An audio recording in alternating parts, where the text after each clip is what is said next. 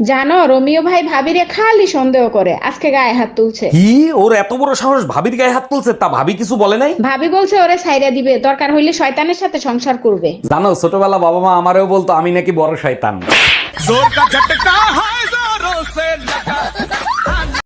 এই শুনছো, পাশের বাড়ির ভাই ভাবিরে বাইন্দা পিটাচ্ছে। মারবে না চুম্মা দেবে? মাঝরাতে কার সাথে জানি দেখা করতে গেছিল, ভাই দেখে ফেলাইছে। চলো তো গিয়ে শুনে আসি কার সাথে দেখা করতে গেছিল।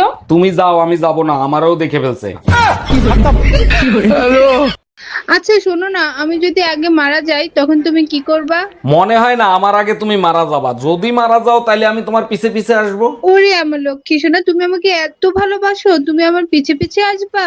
অবশ্যই আসবো, আমার হাল বিধাতাকে দেখিয়ে তোমারে নরকে পাঠাইয়া ছাড়বো।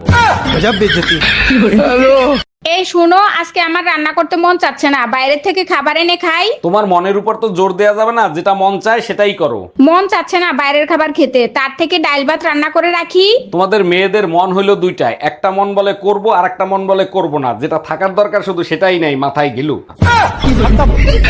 এই শুনো,